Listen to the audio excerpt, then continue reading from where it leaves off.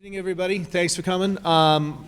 So first of all, this is a public forum for the renovation to the middle high school. Obviously, that's why you're here. I'd like to quickly introduce the committee. So I'm the chairman, Richard Nichols. Diane Germain is not here. She had gone away on vacation. Robin Briggs is the representative for the school committee. Shana Canastrari is also from the school committee. Jim McCaffrey is out of town, so he's not here. John McDonough, Al Valtor are also part of the school building committee. We have also in the room Ellen Rosenfeld and Craig Schultz, and they're here from the select board. And then we have our architect, Chris Blesson from Tapé. And then Mike is here from Vertex, who is our owner's rep. So they basically kind of oversee the whole project on our behalf. So I want to start with a brief summary of the school. The school was built around 1960, partially renovated in the 90s. Much of the original equipment and structure are at the end of their expected life cycle. The building is going to need significant updates just to keep the building running. As a matter of fact, when I came in, they actually had a flood in the upstairs staff bathroom just the other day, and then they actually poked their heads up to take a look at the cast iron pipe, and the cast iron pipe had degraded and also had been patched along the way. So we're getting to the end of the useful lifespan of this building. The state has a school building program, the MSBA, which partners with towns to help facilitate upgrading and building schools, and this is funded through taxes. So the state realizes that, you know, towns themselves may not be able to afford to pony up to build a new school or upgrade the school because of the expense. So they actually created this program and is funded through taxes to help the towns out. This project was submitted to the MSBA. There was several required multiple options, including a baseline renovation, several school layouts, and also we had to do a new school option, which was required to present to the MSBA.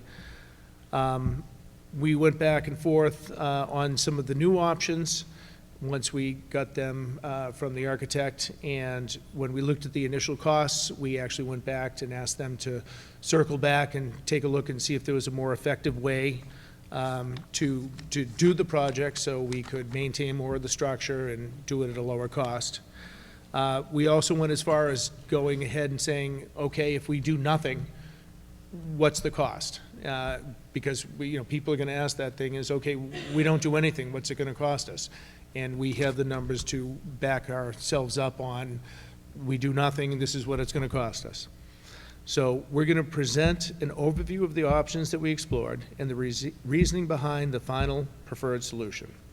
While we understand the cost of any of the projects is of great concern to all residents, we need to weigh the real goal of bringing the school up to modern learning environment and fixing known building issues.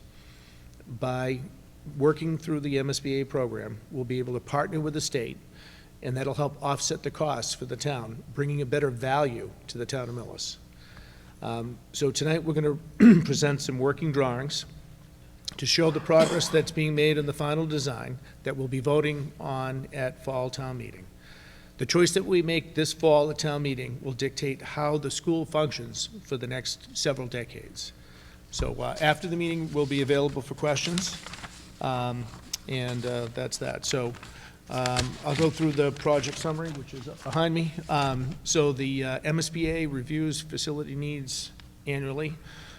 We did a facility assessment in 2014 and 2020 for the school.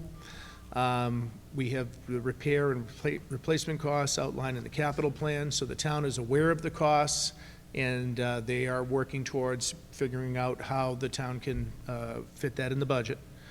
May 2021, we submitted a statement of interest to the MSBA, and then we became accepted into the program.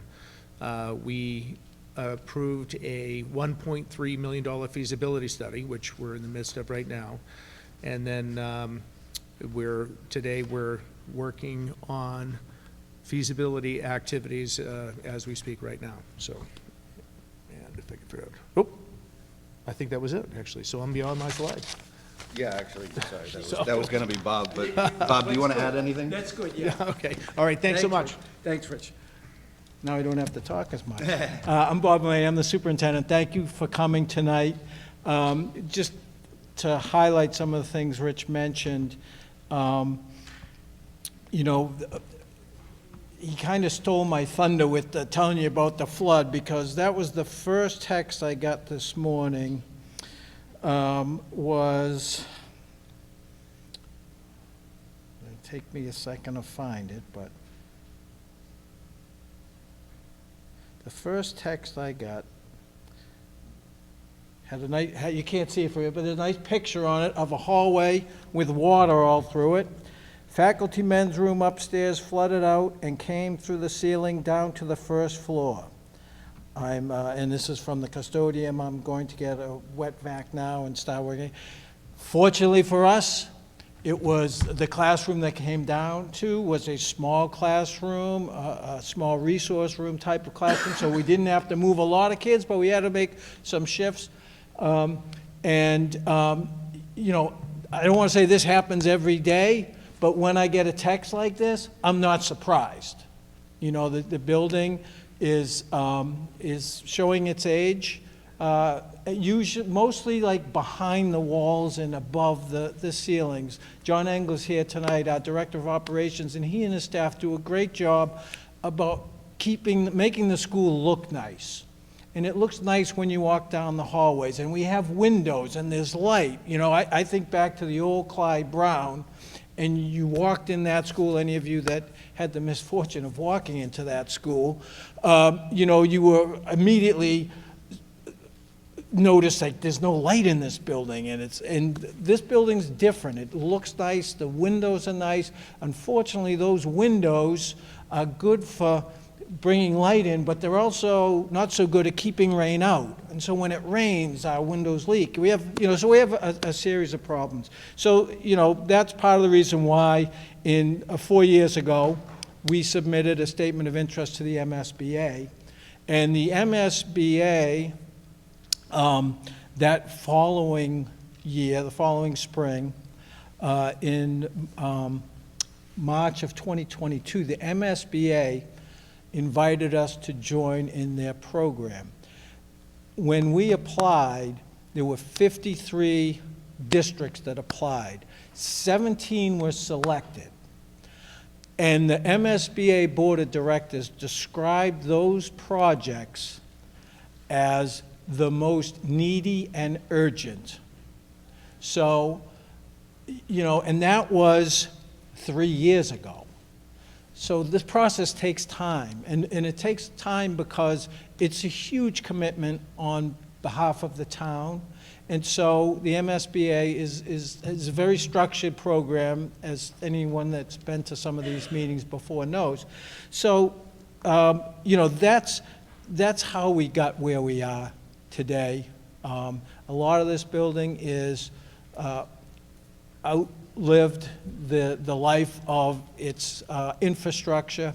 And then on top of that, the other thing that made it a needy and urgent project in the eyes of the MSBA, in the eyes of anyone who works in here, is the crowding issues.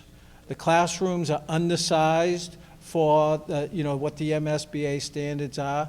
So you know, our spaces aren't the right size for 21st century education. The school looks exactly the same. If we have any alumni here, no matter what year you graduated, if you were in this school looks pretty much the same. And we don't educate the way we did back when this school was built. So this is a great opportunity to right-size our classrooms and get the proper infrastructure and get the types of tools and resources our kids need as, you know, we're entering the second quarter of the 21st century. So that's how we got here. Thank you. Thanks, Bob. Good evening, everyone. Once again, my name is Mike Quinlan. I'm a senior project manager from Vertex. We are the owner's project manager.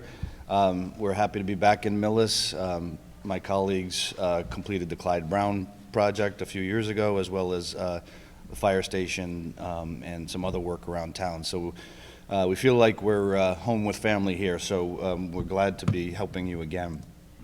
I'm going to talk a little bit right now about the process, sort of how we got where we are, and a little bit about ultimately go into a schedule a little bit. And then I'm going to turn it over to the architect, Chris Blesson from TAPE. He's going to walk you through the options that were explored and the current preferred option. And then I'll follow up again at the end with the most probably important discussion people want to hear about is cost. And then we'll open it up for questions. So the MSBA process, as Bob alluded to, is a very iterative process. It's often about 5 years from being invited into the program until completion of a project, if it is approved by the municipality. The first stage is the feasibility and schematic design phase, and this gets you to a point where you have a proposed project and you can then go to your community and ask for funding approval. And once that funding approval occurs, there is completion of the design process, bidding and construction that follow. So in that feasibility schematic design phase, you can see that we've completed the first two portions. One is called the preliminary design program, and this is really evaluating the existing school and sort of identifying the problem. It's really getting a full picture of what the problems are with the existing school. It's also the part where we work with the district to really identify unique things about Millis's educational program, how you educate your students, because that acts as a guide for a solution.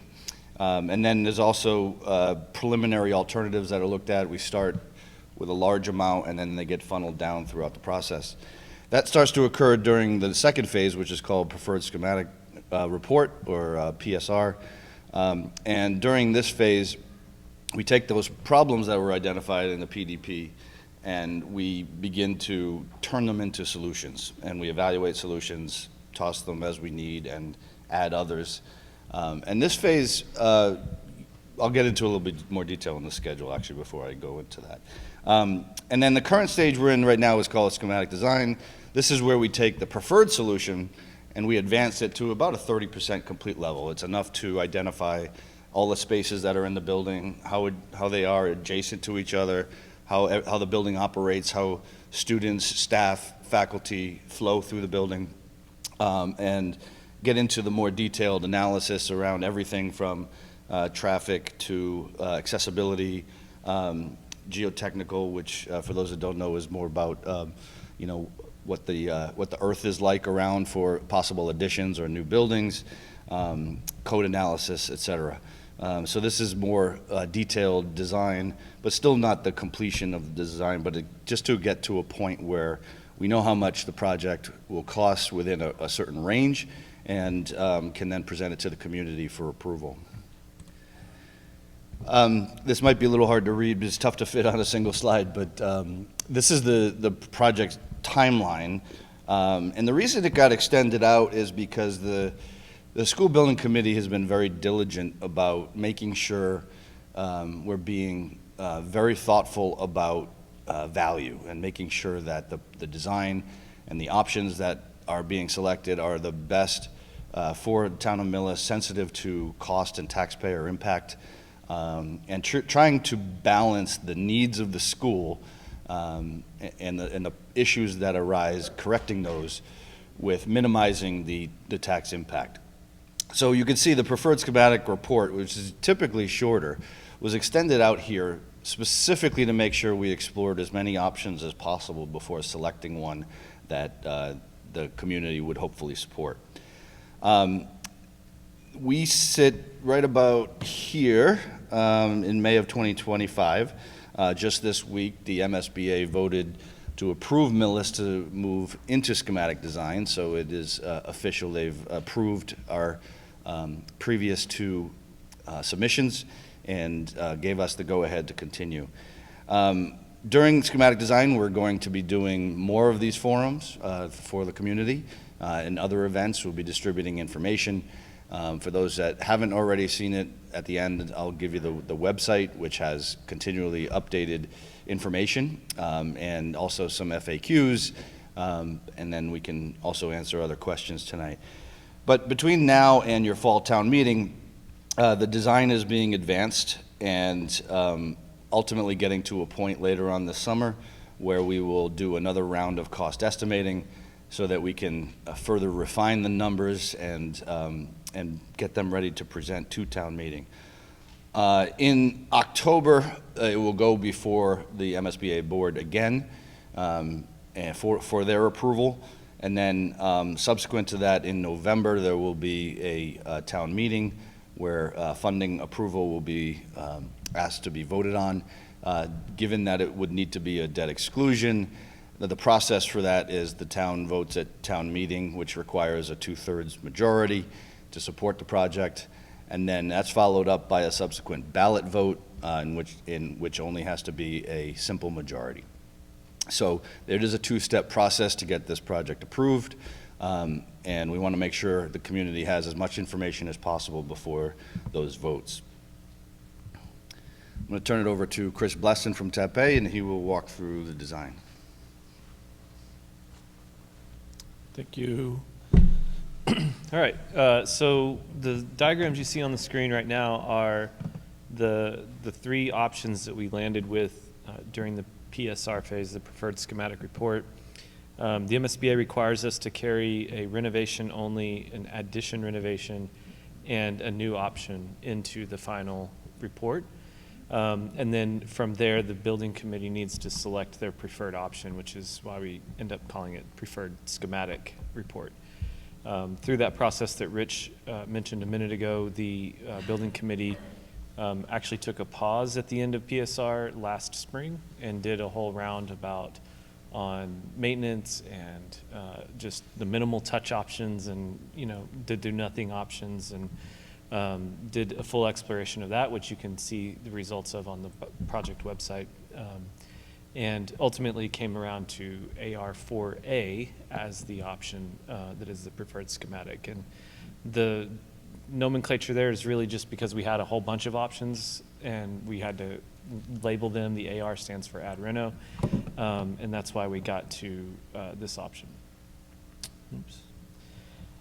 So just to orient you to the site, you can see here that the Clyde Brown is here on the site. That's the new school. It was opened a few years ago. And then the middle high school is here on the site. And so the middle high school is where you're at now, and that's the project that we're talking about. And so in essence, what the AR4A proposes is that the far wing on the end of the academic section of the building would get demolished. That's the last section to be added to the building. And then the existing to remain portion is everything here you see now, including the core of the building here, which then we can add the middle school to in the green section there. And then those two are both wrapped around a core program space that is shared to both the high school and the middle school. And so building on that a little bit this is the floor plan, and you can start to see the middle schools show up down here and the high school right here. Right now, these two schools are sort of intertwined a bit. One mostly on one floor, one mostly on the second floor, but the students really mix a lot. And in the world of a middle high school, you kind of want them to be sort of separate schools in the same building that share those core spaces. And so rather than have everybody in this wing and sort of all coming to a bottleneck, this option is producing the ability to have a middle school distinctly separate from a high school. And then all the core components are in here. One of the other big moves and adjustments in this program is addressing the gym. So there's a few things deficient about the gym, and so one of them being the size of it and capacity of it. And so this is proposing building a new gym facility that can host later round tournaments of a size for MIAA sports. and also bring the new life into the gym that it needs. And then what that does is open us up in the existing gym to put new space into that. And the proposed space right now is adding a alternate PE space that helps bring the physical education components of the building up to the standards they need to be at. And then moving the media center over to a core location between the middle school and the high school with a bigger height space, which is what a lot of media centers in schools now kind of have, a bigger volume and a larger space for the media that goes on in schools. The auditorium and cafeteria really don't have much proposed to them. We will go through, upgrade the systems, upgrade the finishes and lighting and things like that to make them more efficient and fresh, but no major reconfiguration. You're sitting in a space that will largely feel like this space when it's done. And then the arts and, so the performing arts and the digital, or the performing arts and studio arts would be on this corridor, again, connecting the middle school to the high school, and those are shared programs. Looking a little bit closer at that, here is the first floor. We have progressed these drawings a little bit since these were made. One thing we're studying right now is an academic model for the high school that would make it a little bit more departmental based, and so that basically means science classrooms would end up together. What you see on this tonight is science classrooms not together, but don't worry too much about that. Just understand that this top wing up here on both floors is the high school, and you can see the breakout of classrooms. And then some interesting components that we're able to introduce to that are special ed support components and teacher planning, things you don't have now. Students in hallways doing breakout groups and resource learning, and the support for teacher collaboration are all sort of hallmarks of the 21st century environment.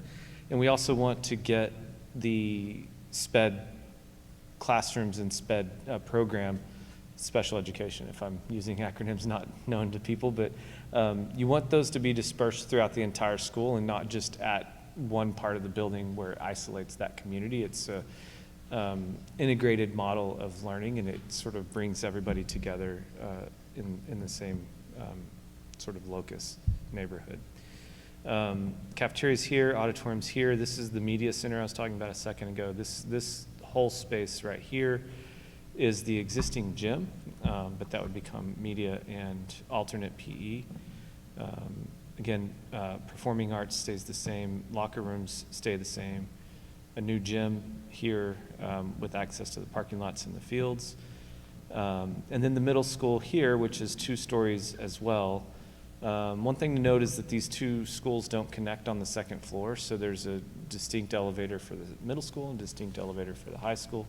And they don't go across at the second floor just because there's not a great way to connect that, scope-wise.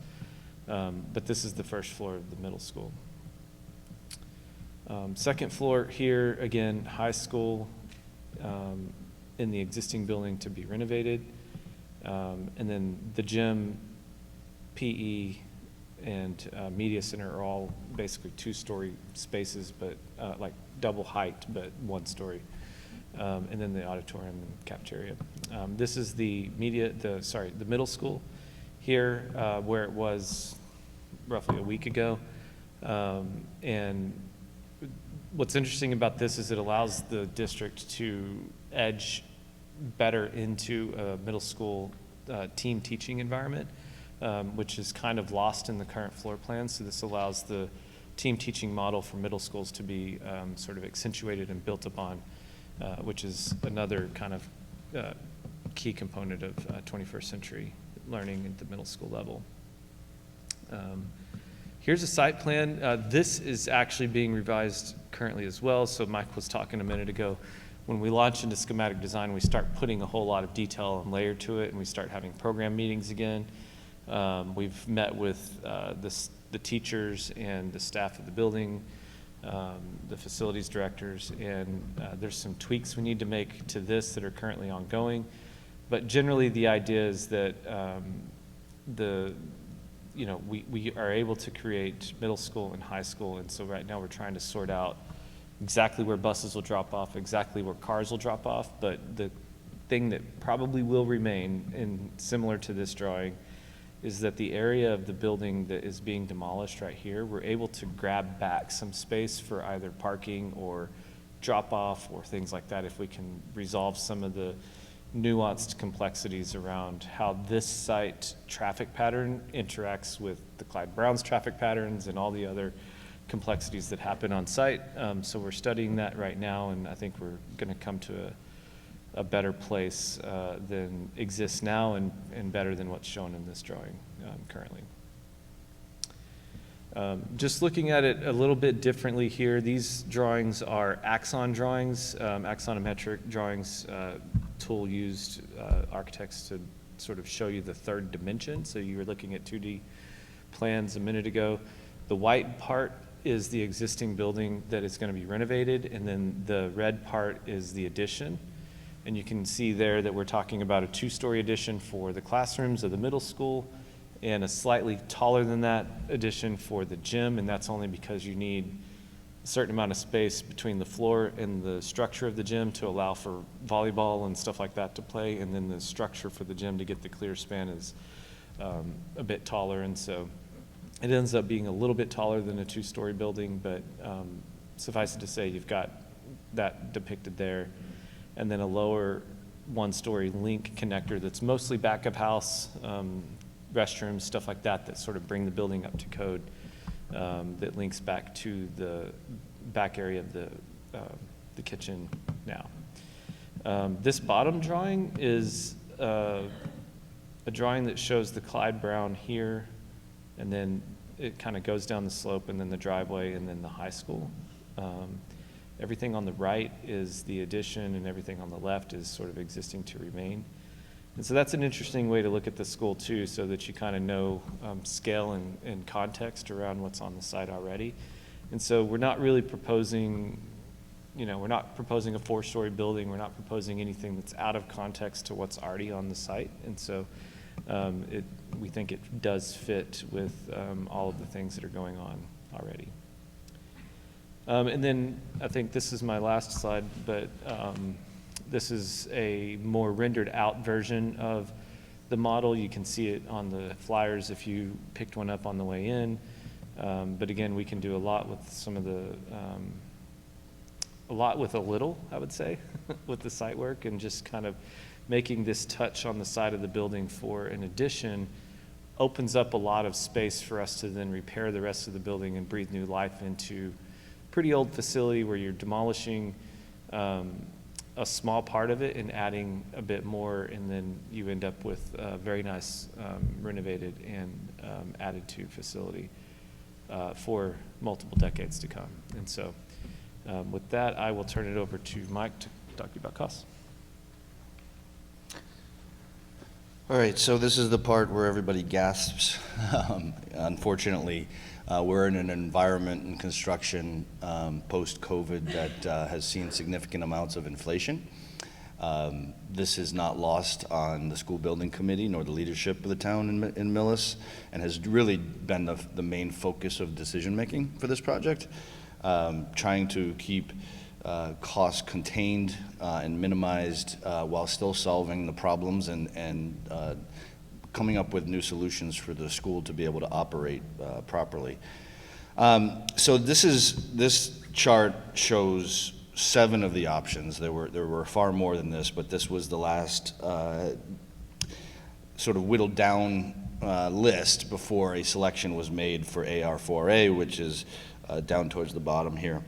And what this shows are, the first column is the estimated construction cost. So that's the hard cost that we would pay to a contractor to build the project. Some projects, especially renovation projects, require what we call swing space, and that's often rental of modular facilities, temporary classrooms. So when you're renovating a building, it can still operate. So some of the renovation options and some of the ad reno options had some potential swing space costs. And the new build swing space is more about the new build option was to build on the fields, so there would be some temporary need to rent other fields for the town. That's why there's some costs in that column there. And then there's something that we call a project cost markup. This is basically if you take all of what we call the hard costs, the construction cost, and there's all what we call the soft costs. So these are fees for professional services. These are things like FF&E or furniture and equipment. If you imagine taking a building, turning it upside down and shaking it, everything that falls out is loose. It's not attached to the building. All the furniture, et cetera, refrigerators for the kitchen. So all of those soft costs are outside of the construction cost. That markup can vary greatly depending on the type of project. But we try to keep that at a small amount. You can see that the AR4A is at the lower amount of 30%, and there are some the renovation options that are up towards 33%. And then when you combine those two, you get an estimated total project cost, which you can see for the AR4A option is $127.4 million.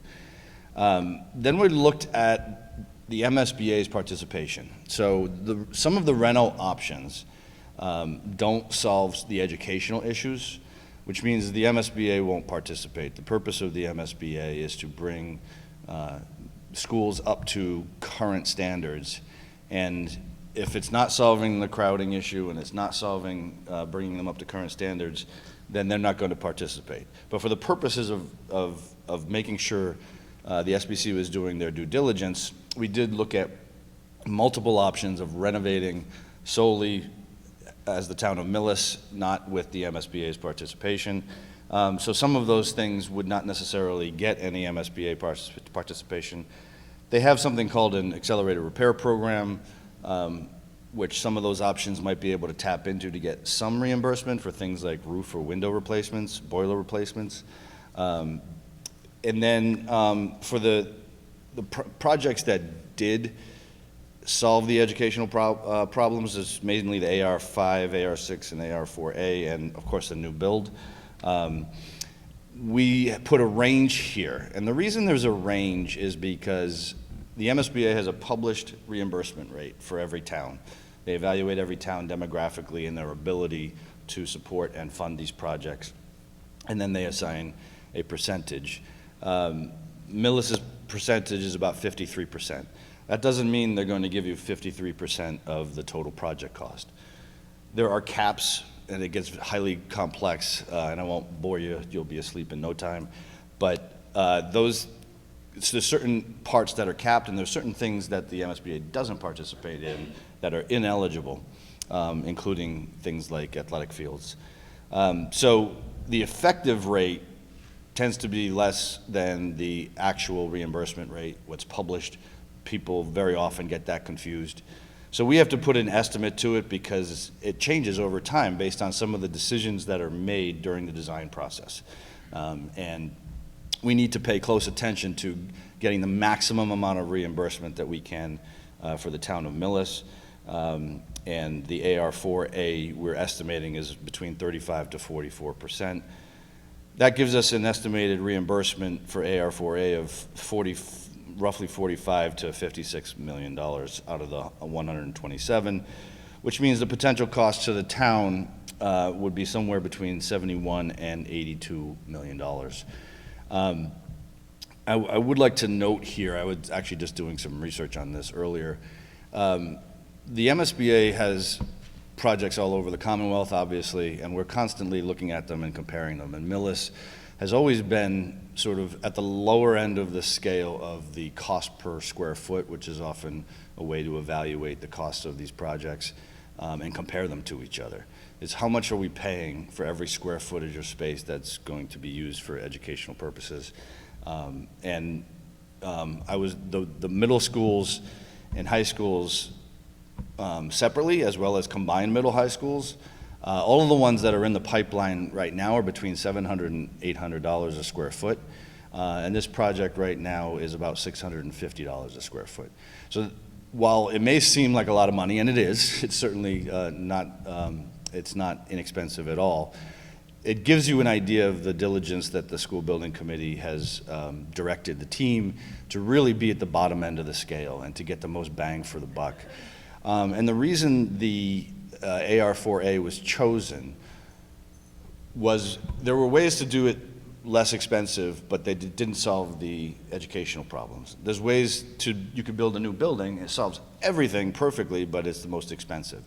The addition renovation option gave us an opportunity to solve the educational issues and operational issues while keeping costs to the minimum. So we like to think of it as the best of both worlds. Obviously, everybody needs to make their own judgment about the tax impact and how that's going to, how the town will react to that. Obviously, Millis has been through a 10-plus year capital program with major capital facilities, including Clyde Brown, the new police station, new library, renovated fire station. So we fully recognize that there's a bit of tiredness from the community about taxes, but the good thing is if this project proceeds, the town is really set up for decades before another major capital project is needed. So that's where we stand. I'm sure you'll have more questions on that as we open up the Q&A shortly, but wanted, before we did that, just to make sure people are aware of ways to get information or ask questions. We have our project website, which is www.millisschoolproject.com, which has a ton of information, presentations, meeting minutes, FAQs. And then if there's something that you're not seeing but you want to ask a question, we have a project email address, which is middlehighproject@millisschools.org. Myself and Rich in the SBC and Bob from the schools take those questions in and respond as quickly as we can. It's not always immediately. It may take a couple of days, so I ask for your patience there, but there is an opportunity to ask specific questions through that email address. As well, the committee meetings, the SBC meetings, are available on the town website, www.millisma.gov/schoolbuildingcommittee. So with that, I will open it up for questions. And I'll have a mic if anybody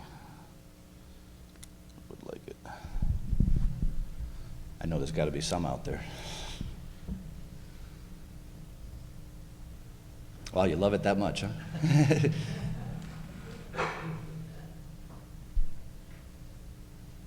Well, you did such a good job. I guess. Don't be afraid. We've taken easy questions and hard questions. So the swing space,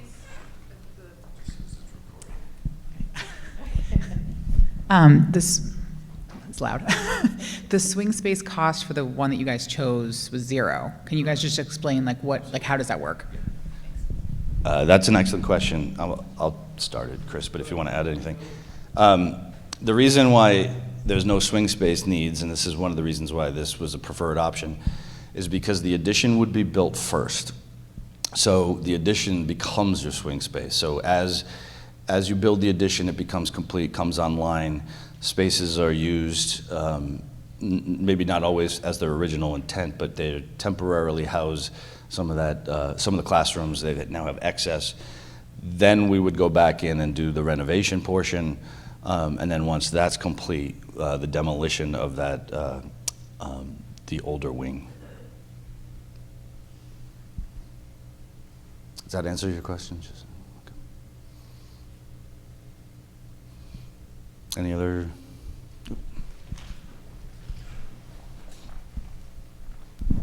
Hi, I happen to have been on the school committee during the prior renovation in the 90s.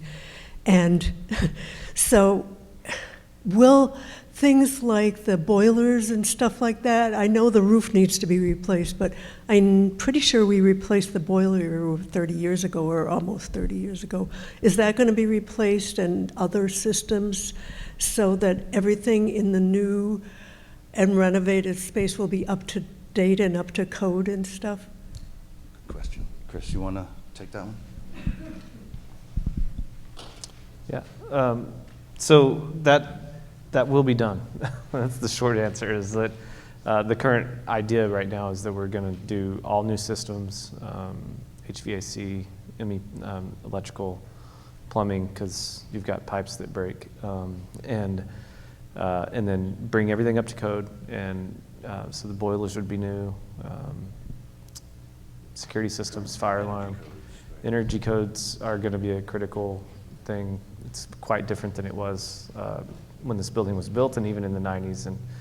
And so we'll be looking at that, and every step of the way balancing out how far we have to go.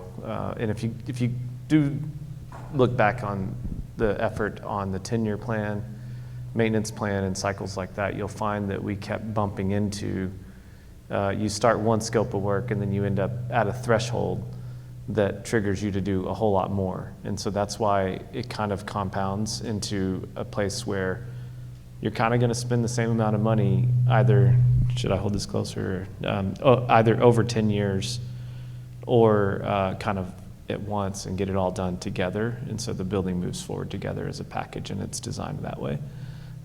So yeah, all the systems will be done and fresh. I'll carry this.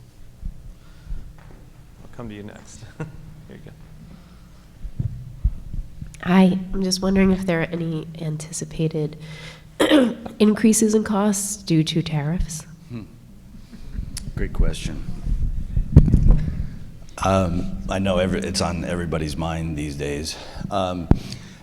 There's unfortunately no answer at this point because it changes seemingly, daily, weekly. The current thinking from most of the construction managers that we work with on a regular basis is that if tariffs come in at the levels that have been discussed, like steel and aluminum at 25%, et cetera, the current thinking is that it's somewhere between 3 and 5% increase in the construction cost. That is, again, it's difficult to project because we have no idea where it's going to end up, but that is the current thinking. And I can tell you that our current project cost estimates are based off of, our construction cost estimates are based off of start of construction. So it's not today's dollars. It would be they're escalated to the future dollars. So we factor in a certain amount of increase just on inflation on a regular basis, so that we're not telling you that it's this, and then 2 years from now when you put a shovel in the ground, it's 10% higher. We track that with professional cost estimators, and we make an assumption about what costs will be. But it is, and then we also have construction contingencies that are there should the escalation or inflation be higher than we expect. So it's a bit of an art more than a science, but we have a lot of experience over the years, and oftentimes it's more predictable than the current environment. Obviously, things are changing rapidly. But excellent question. It's on everybody's mind these days. And I just want to bring up one thing.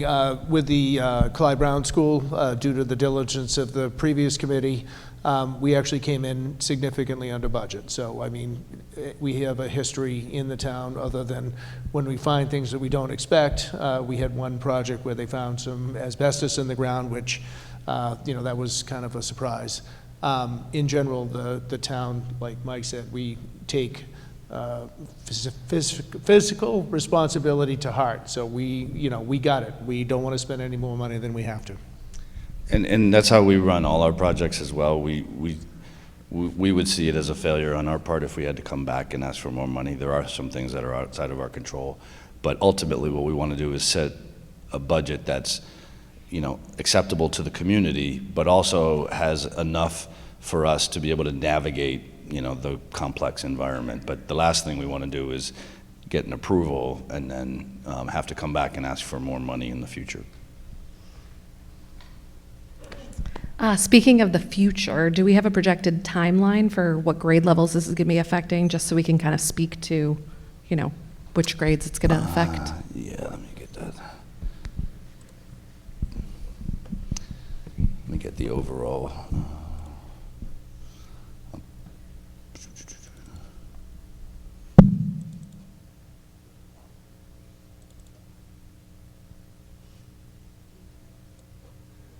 Hopefully we don't see your vacation photos. Nah, I don't get a vacation. Sorry, bear with me for 1 second. Just bringing up the overall project schedule.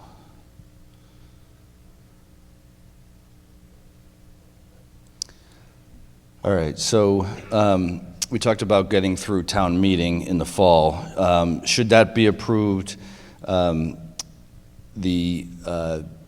further into the design up through construction documents would go through March of '27. And then construction would begin in, looks like April of '27, maybe a little bit into May, and then that would run through 2029. It would open, the addition would open in November of 2028, so we could do a, depending on the timing, it could be occupied for probably the spring after the Christmas break.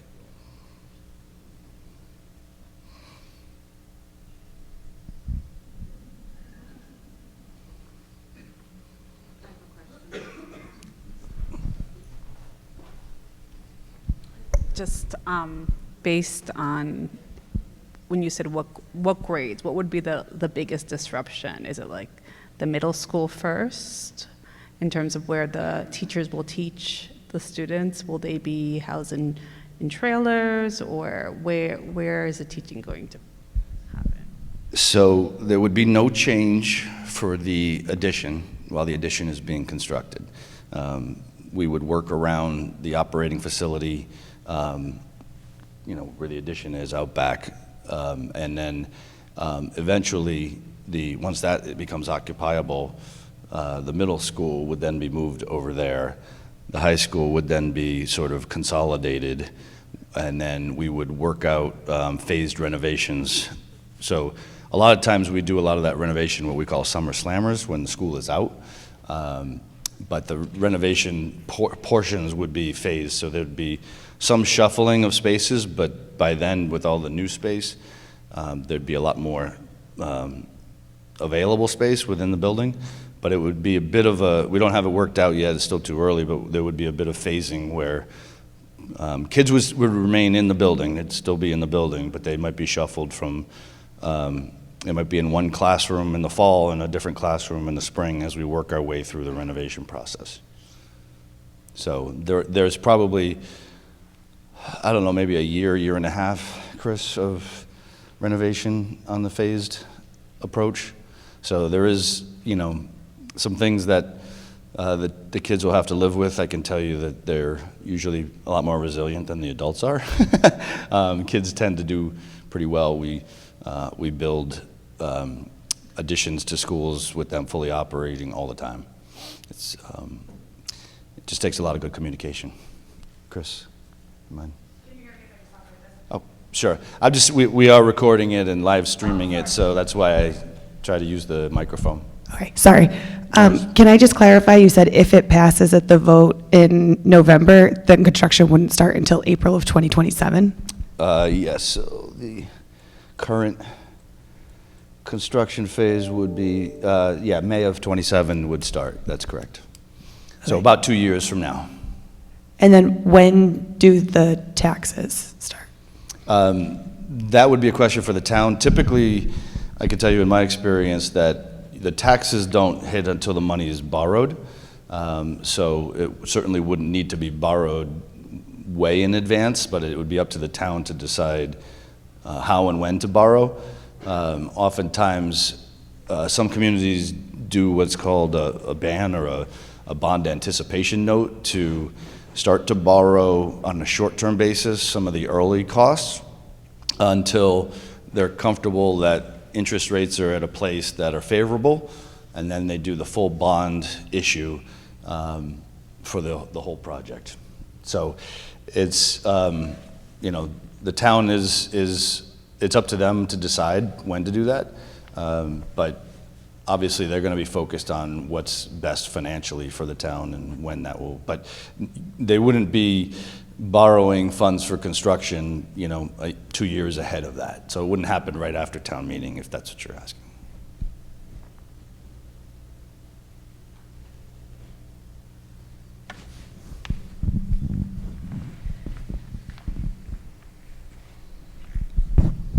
So if, say, the town says no to AR4, does it default to the renovation option? If it defaults to the renovation option, are the projected numbers like a one-shot deal?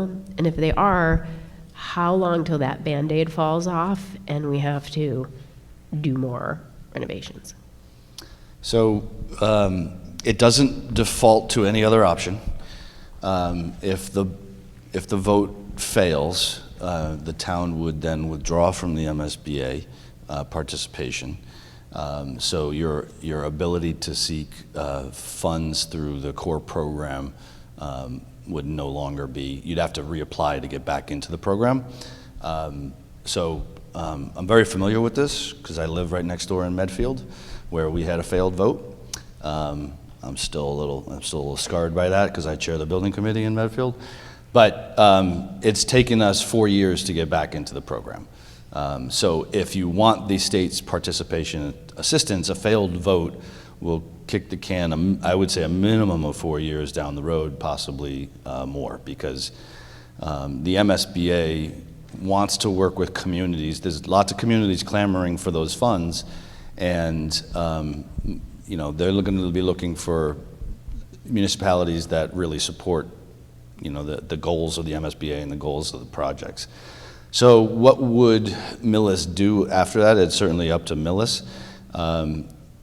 As we evaluated these options, we did the 3 renovation options, which would be to basically just bring the building up to current codes. It does not solve the overcrowding problem. It does not solve a lot of the educational issues. But as you can see on this slide, they were evaluated because the cost of that would be, you can see the potential cost for the renovation option without the MSBA's participation is still about 75 million, as opposed to getting, you know, 50 million or so from the state, and the town's portion for a project that does solve all those issues is around 70 to 80 million. So the benefit of having the state participate obviously shows you can get so much more bang for your buck. And then lastly, before I'll hand it over to Craig in just a second, the 10-year capital plan that we developed is basically looking at spacing out projects for the next 10 years just to stabilize the building.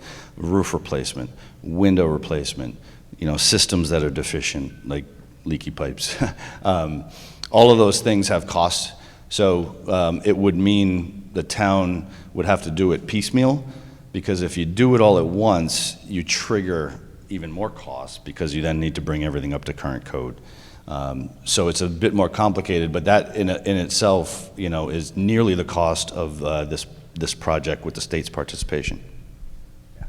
Thanks. We have talked about what will happen on the select board side and everywhere else on it. It's going to be a 10-year rolling renovation with an override every 2 years to fund between $8 million and $10 million. And I promise you, I will not be on the select board if I'm doing overrides every 2 years. It's just like, shoot me. But that's the solution. We either let the roof leak and flood the classrooms, or we spend however many millions it is to re-roof. We don't have the money and available funds to re-roof without an override, so there's a very small, well, $5 million override, an annoying amount, we vote it, 2 years later, we come back to the voters and we do the windows. 2 years later, we come back and do the HVAC. And we get nothing new out of it with absolutely no state participation, and it's going to cost us more, realistically, over 10 years to do that than to do the project we're talking about and have a building that's new. So that's the solution. And to the other question, we will use a ban. That's what we've done for all of our other projects. It's most likely we will. So it'll probably be near about the time the building opens, unless we find a really favorable rate structure, then we might jump early. But that gives us some time to watch rates move up and down and see what we want to do with it. But with most of our other projects, we did a bond anticipation note and then bond it at the most appropriate time that we could find a good rate. Thanks, Craig. Any other questions?